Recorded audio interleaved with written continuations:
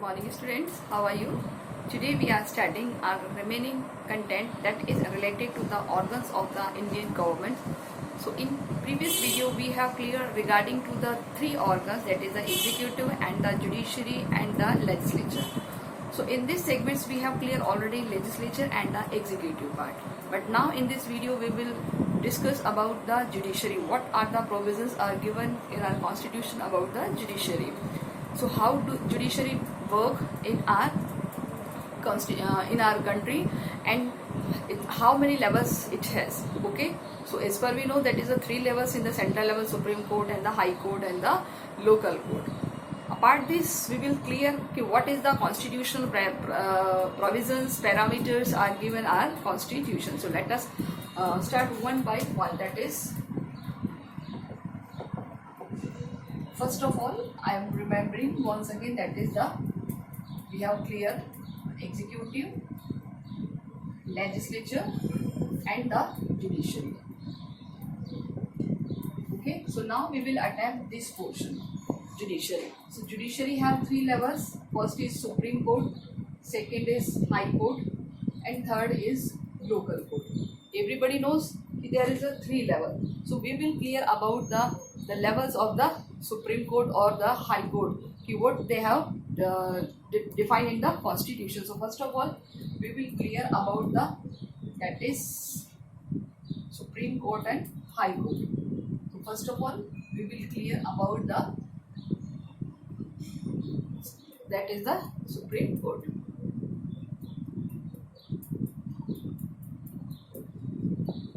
Okay, and यहाँ पर हम clear करेंगे about the High Court. So we will clear about this. So there is a provisions are given in our constitution. Part 5th. Constitution के कौन से part में दिया हुआ है? Part 5th. ये constitution के कौन से part में दिया हुआ है? Part 6. Okay. Part 5th is related to the central government and three organs of the government, and part 6 is related to the state government. So remember this, part 5th is related to the union government or the central government. So part 5th का third segment, that is the judiciary. Okay, we have already cleared the legislature or executive in the part 5th. And what about the articles? So how many articles are related to? That is the from 124 124 से लेकर, यानी कि 124 से शुरू होते हैं 147 तक. Clear? अगर हम यहाँ पर बात करें जुडिशरी की, तो यहाँ की जो आर्टिकल्स है वो अभी हम देखेंगे. बट अब हम बात करेंगे सबसे पहले what about the supreme court.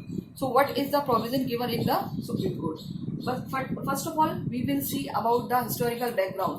इन 1950 हमारे देश में 1950 में सबसे पहला फर्स्ट कोर्ट डेवलप किया गया था, सुप्रीम कोर्ट. सुप्रीम कोर्ट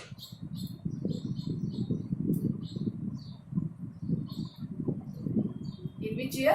कहाँ पर? न्यू दिल्ली. नई दिल्ली में सुप्रीम कोर्ट बनाया गया, और वो कब बनाया गया? 1950 में, यानी कॉन्स्टिट्यूशनली प्रोविजन दिया था और 1950 में इसको एस्टेब्लिश किया गया था. और हमारे जो फर्स्ट सीजेआई थे, first CJI the chief justice of India first, that is the Hiralal J Kania. HJ Kania भी बोलते हैं इन्हें, हीरालाल जे कानिया भी बोलते हैं. तो आप किसी भी नाम से बोल सकते हैं, बट आपको याद रखना है, इंपॉर्टेंट है, आपसे पूछा जा सकता है एग्जाम में. The first CJI of India in 1950. Okay. At present whenever the supreme court was started, तो on the time there was only 8 जजेस. क्लियर? तो यानी कि जब हमारे यहाँ शुरू किया गया था इस सिस्टम को, तो वो पहले कितने जजेस थे? ओनली 8 जजेस थे. अगर हम बात करें तो अब सुप्रीम कोर्ट में कितने जजेस हैं? प्रेजेंट है 1 + 30 इज इक्वल टू 31 जजेस. प्रेजेंट में हमारे पास 31 जजेस है, यानी एक CJI फर्स्ट, ये क्या है? 1 CJI + 30 अदर जजेस. तो टोटल कितने हो गए? 31 जजेस. तो हमारे पास एक चीफ जस्टिस के अलावा 30 जजेस हैं. सो ये हमने अमेंडमेंट किया था 2008 में, amendment 2008, and after that we have decided to the number of Supreme Court's member. Okay, so there are total 31 judges including Chief Justice. So 1 तो Chief Justice हो गया, 30 अलग हो गए, तो टोटल 31. अब हम बात करते हैं इसके लिए qualification. Qualification in the sense कि क्या जरूरी होनी चाहिए, योग्यताएं. क्वालिफिकेशन यानी योग्यता. सबसे पहले अगर बात करें सिटीजन ऑफ इंडिया यानी कि भारत का नागरिक होना चाहिए. के अलावा द जज ऑफ हाई कोर्ट, जज of high court, high court का जज होना चाहिए फॉर 5 years, फॉर 5 years. यानी कि अगर उसको सुप्रीम कोर्ट में जाना है तो एटलीस्ट उसके पास हाई कोर्ट का 5 year का मिनिमम एक्सपीरियंस होना चाहिए, या प्रैक्टिसिंग एडवोकेट, या practice as a advocate for 10 years. ये भी आपको याद रखना है. ओके, या तो वो 5 साल का एक्सपीरियंस होना चाहिए या 10 years एडवोकेट्स के उस पर होना चाहिए. तो this is the basic about the supreme court जजेस. फर्स्ट ऑफ ऑल फर्स्ट से हीरालाल कानिया, और एट प्रेजेंट कौन है वो आपको फाइंड आउट करना है. Who is the at present और कौन से नंबर के हैं. ओके, आई थिंक कुछ बोबड़े वबड़े करके नाम है, आपको पता चल जाएगा, मैंने हिंट दे दिया है. ठीक है, आपको फाइंड आउट करके ले जाना है ये चीज़. सो अब हम बात करते हैं इसके फंक्शंस की. What the function of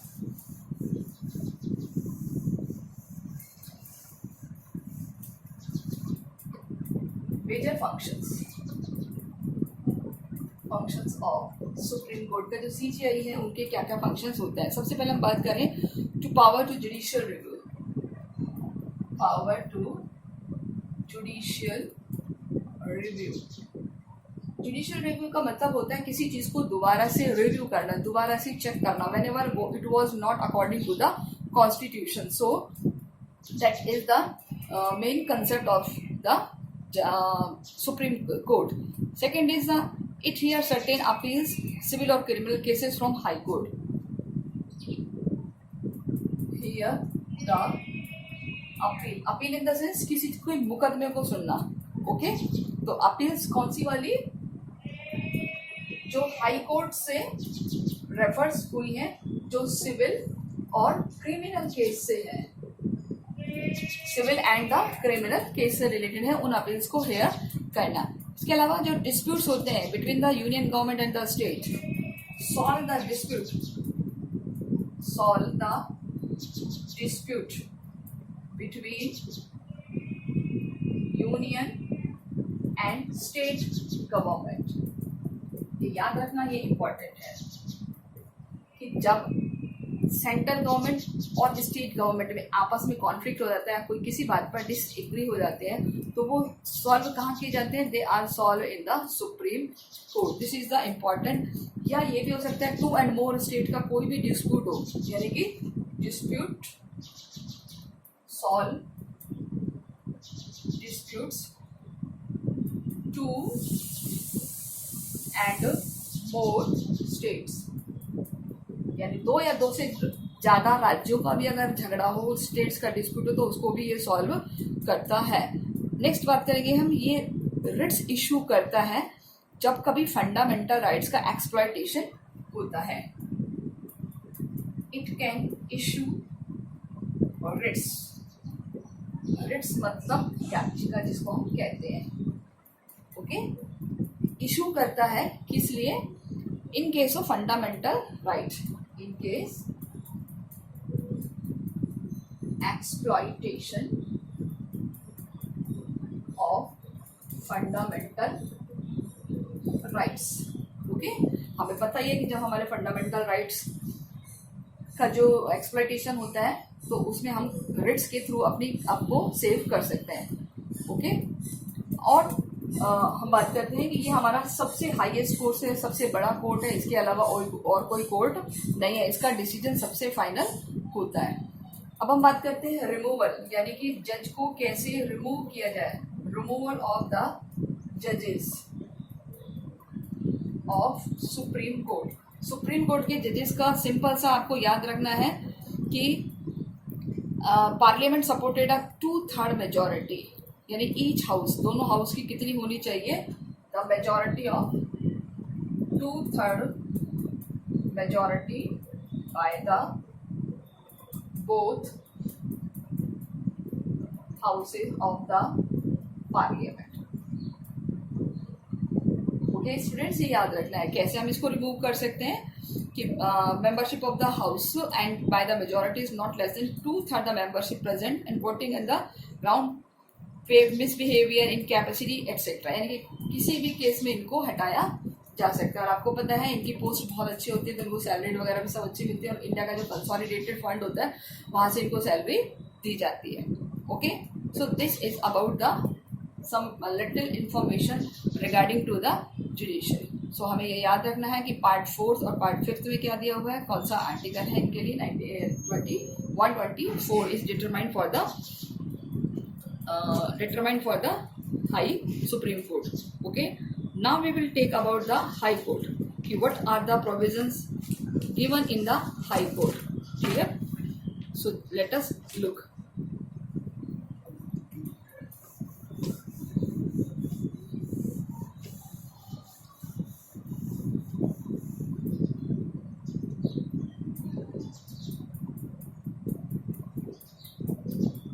high court in India, Bharat में उच्च न्यायालय सेकेंड नंबर पे जो होते हैं. तो सबसे पहले अगर हम बात करें तो आर्टिकल डिटरमाइन 214, ठीक है. Which article? आर्टिकल 214. अब आपको एक लॉजिक बताऊँ, वहाँ क्या था सुप्रीम कोर्ट में 124, यहाँ क्या है 214. ओके, तो आप ये थोड़ा सा बहुत इजी है, एक बार आपकी ट्रिक से याद हो जाती है. तो यहाँ पर 4 अपनी प्लेस पे है, सिर्फ 2 और 1 नहीं अपना प्लेस चेंज किया. आप ये याद रखना अगर आर्टिकल से रिलेटेड कुछ आ जाता है तो. ओके, सो 214 के अकॉर्डिंग क्या होगा, there will be a high court. High court in every state, यानी कि भारत के हर राज्य में एक हाई कोर्ट होगी, ये हमें याद रखना है. तो अभी अगर हम बात करें तो हमारे यहाँ पर हिस्टोरिकल बैकग्राउंड जाए तो सबसे पहली जो कोर्ट है कब थी, यानी सुप्रीम कोर्ट से भी पहले अगर हम बात करें तो हमारे यहाँ हाई कोर्ट थी, कहते हैं 1866 में. ठीक है, सॉरी 1862 में. 1862 में हमारे पास 3 हाई कोर्ट्स थे, बॉम्बे, मद्रास, आज इसको चेन्नई बोलते हैं, एंड द कलकत्ता, इसको आज हम कोलकाता भी बोलते हैं. ठीक है, तो वहां पर सबसे पहले कोर्ट एस्टेब्लिश हुई थी विद द ब्रिटिश एक्ट के तहत. अगर हम बात करें प्रेजेंट, वर्तमान में हमारे पास कितने हैं, 24 हाई कोर्ट्स.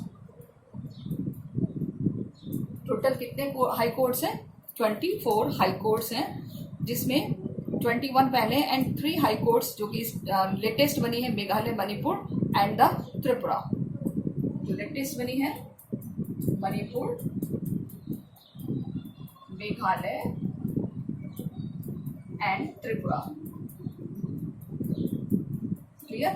ये बनी है 2013 में. बाकी 21 कोर्ट हमारे पास पहले ही थी, 21 + 3 और ये हो गया है 24. ये 3 कोर्ट हमारे पास 23rd में बनी है. एक और चीज़ मैं आपको बता देती हूँ, हमारे यहाँ पर Punjab plus Haryana plus Chandigarh,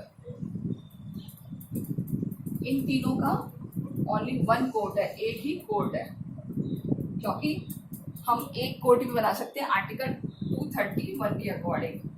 article 231 के अकॉर्डिंग क्या है, 2 and more state create a 1 court. 2 and more state create a 1 court. 2 या 2 से अधिक राज्य एक कोर्ट बना सकते हैं. तो इस तरीके से पंजाब, हरियाणा एंड चंडीगढ़ की एक ही कोर्ट है. इसके अलावा दिल्ली के अलग है, बाकी सबकी अलग अलग कोर्ट्स हैं. सेम क्वालिफिकेशन की अगर हम बात करें, रिमूवल प्रोसीजर वही है, रिमूवल की 2/3 majority by the parliament. One another thing जो सुप्रीम कोर्ट में रह गया था, आप ध्यान से देख लीजिए कि इनका जो अपॉइंटमेंट है, अपॉइंटमेंट कौन करता है in supreme court plus high court, और वो है प्रेसिडेंट ऑफ इंडिया, भारत का राष्ट्रपति, प्रेसिडेंट। देखिए ये कैसे करता है, प्रेसिडेंट ऑफ इंडिया जो सुप्रीम कोर्ट का सीजेआई है उनको अपॉइंट करता है, ठीक है, सीजेआई को अपॉइंट करता है। और जो 30 अदर जजेस थे वो कैसे होते हैं, with the advice of chief justice of India. और जो सीनियर मोस्ट पर्सन होता है जो जजेस में, जिसको सीजेआई बनाना जाना है, वो सीनियर मोस्ट पर्सन होता है जिसको ज़्यादा एक्सपीरियंस होता है। ओके, सुप्रीम कोर्ट का टेन्योर अगर हम बात करें, tenure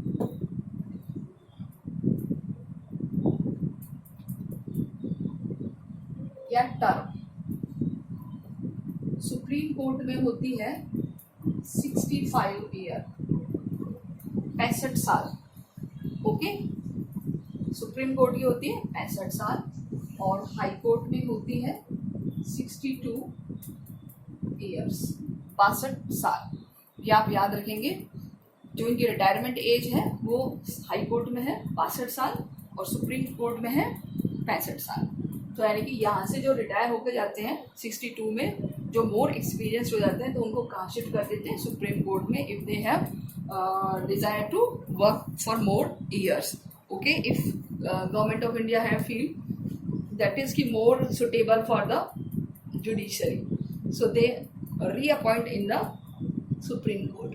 Okay, so this is about the recruitment. Next is related to the qualification. Removal हो गया, अब हम बात करते हैं qualifications. What is the qualification, की क्या क्या योग्यता होनी चाहिए। तो eligibility qualification, citizen of India,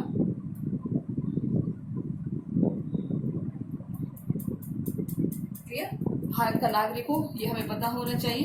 इसके अलावा 10 ईयर्स का जुडिशियल ऑफिस में एज अ एक्सपीरियंस होना चाहिए, the as a advocate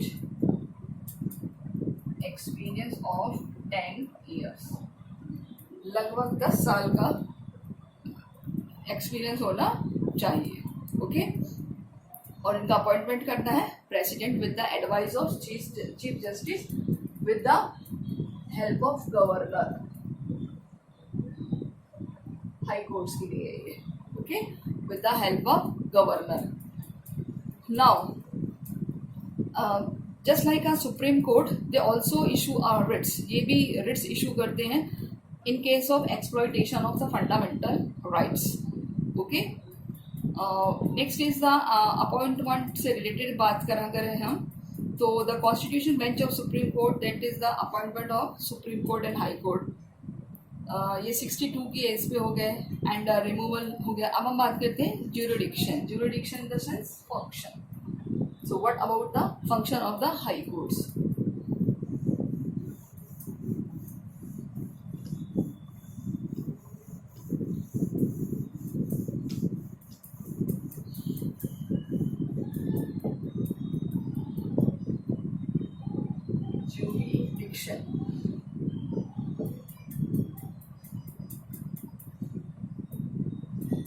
jurisdiction का मतलब कि कौन कौन से न्यायिक क्षेत्र होते हैं, इनके कौन कौन से एरियाज में इनको काम करना है, तो that is known as the jurisdiction of the high court. तो फर्स्ट ऑफ ऑल कि this is the highest court of appeal in the civil और criminal case in state. It is high court of state for appeal of criminal and civil case, यानी कि criminal और civil जो cases होते हैं उनको appeal करने की ये सबसे बड़ी कोर्ट है। नेक्स्ट इज द कि अगर कोई क्रिमिनल केस की अपील है, सो तो कंडक्ट द जजेस of high court can not be discuss in the parliament x the motion for the removal of the जजेस। ये आपका हो गया था रिमूवल ऑफ द जजेस का। नेक्स्ट भी बात करेंगे, the high court has a power to superintendence over the court of tribunals. it supervise the tribunal courts. जो इसके नीचे की अदालत होती है, जो ट्रिब्यूनल्स होते हैं, उसको ये सुपरवाइज कर सकती है एक्सेप्ट मिलिट्री।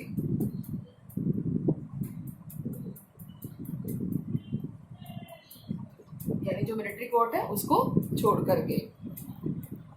एंड ये याद रखना, high court has to power to transfer case either themselves from lower court और टू हाई कोर्ट। यानी कि ये अपने मैटर्स को ट्रांसफर कर सकती है। It can transfer the matters which is related to the lower court और हाई कोर्ट। यानी जो भी मैटर्स है, जो डिस्प्यूट्स हो रहे हैं या नहीं सॉल्व हो पा रहे हैं, तो उन मैटर्स को ये आगे तक फॉरवर्ड कर सकती है। So this is the function of the jurisdiction of the high court. Now we will discuss about the election commission in India. So this is the one another important topic of the election commission. What about the provisions are given in our constitution? So just look at here.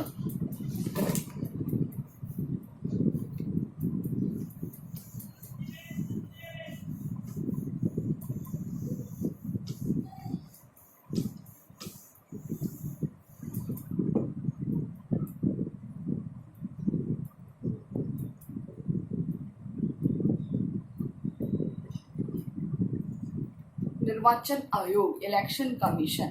Okay, सो ये हमारे यहाँ सबसे बड़ा provision है about the free and fair election कि there should be a election commission. And what is main function to conduct the free and fair election. तो first of all कि there should be article 324,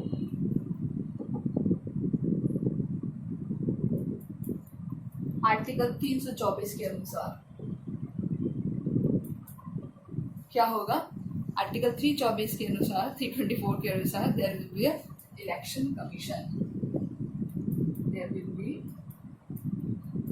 election commission in India. Bharat में क्या होगा? एक निर्वाचन आयोग। Okay, now 1989 तक इसके अब हम मेंबर्स की बात करें, टिल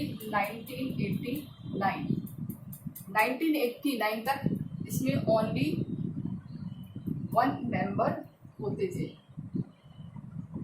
और वो होता था इसका कमिश्नर, इलेक्शन कमिश्नर। वो होता था election commissioner.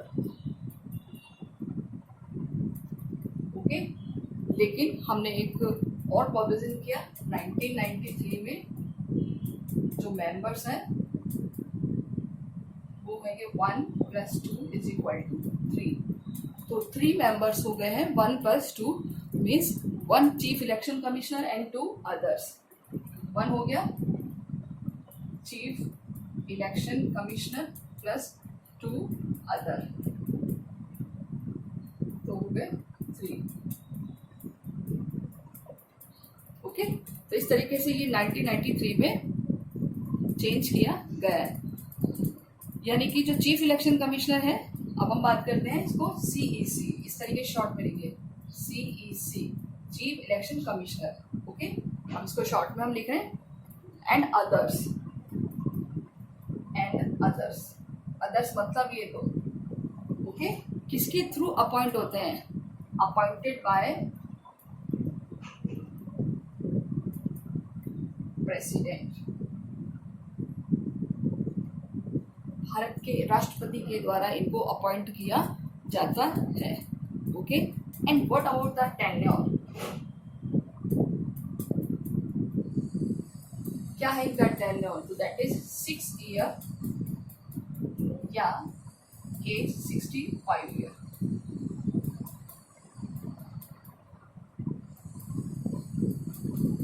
Which is earlier.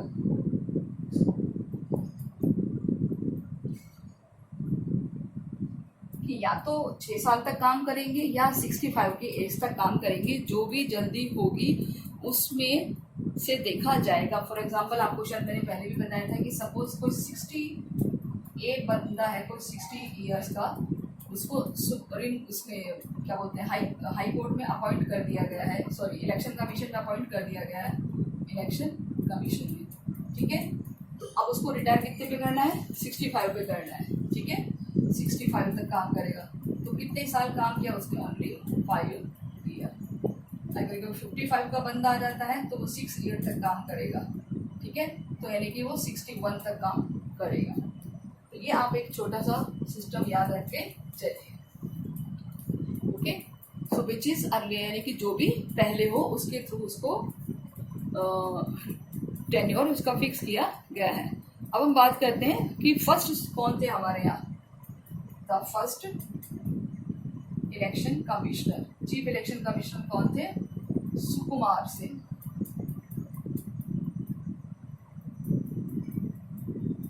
Clear, जो फर्स्ट इलेक्शन कमिश्नर थे हमारे यहाँ सुकुमार सिंह थे। अब हम बात करते हैं प्रेजेंट में, वर्तमान में कौन है, वो है सुनील अरोड़ा। सुनील जो कि 23rd CEC है, चीफ इलेक्शन कमिश्नर है, ओके। तो remember this, he is 23rd number CEC, 23वें नंबर के चीफ इलेक्शन कमिश्नर है। अब हम बात करें तो removal procedure, what about the removal of CEC, यानी कि चीफ इलेक्शन कमिश्नर और अदर को रिमूव करने का क्या प्रोसीजर है, ये है same as the supreme court of India, that is 2/3 majority of parliament, same as supreme court, ठीक है। जो सुप्रीम कोर्ट में था सेम उसकी तरह से ही इनको भी रिमूव किया जैसा है। और इसके अलावा जो अदर्स होंगे, अदर इलेक्शन कमिश्नर्स होंगे, यानी कि जो ये तो CEC के लिए था, और अदर्स के लिए क्या होंगे, they remove by the president, they remove by president, okay. So they removed by the president on the recommendation of, on the recommendation of CEC, chief election commissioner, यानी चीफ इलेक्शन कमिश्नर रिकमेंड करेगा president को तो उनको वो remove किया जा सकता है, ओके। तो झटपट से हम इनकी फंक्शंस और देख लेते हैं कि व्हाट आर द फंक्शंस, की क्या कराते हैं। सो आप इसको बहुत अच्छे से लर्न कर लीजिए, बहुत इंपॉर्टेंट थिंग्स है इसमें, okay. Now the duties, the functions of the supreme court, sorry election commissioner.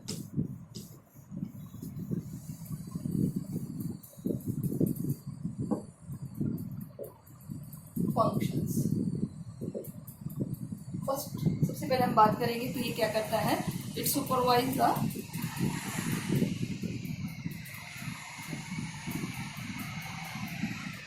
supervise the voter list,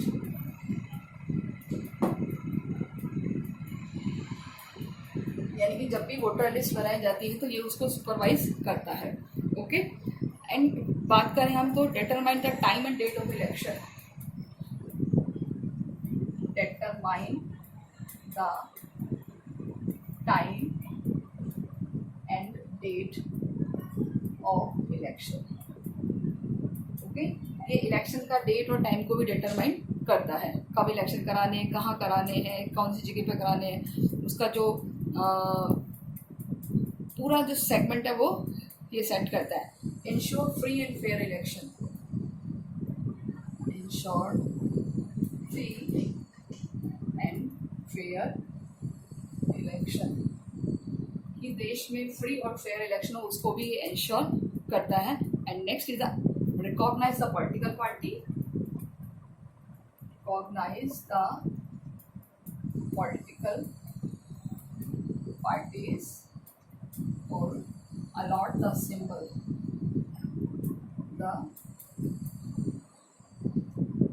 to the political parties. Okay, so these are the major functions of the election commissioner or election commission. Okay, so remind these are the very important information about the election commission. So in this video we have clear about the three majorly, that is the Supreme Court and the High Court and the election commissioner. So students, be prepare your notes properly, because handwritten notes is a very important for a long term memory. So this is a very important thing for your upcoming exam. So preparation को अच्छे से करिए और पढ़ते चलिए, कोई doubt है तो क्लियर कर लीजिए. Okay students, thank you so much.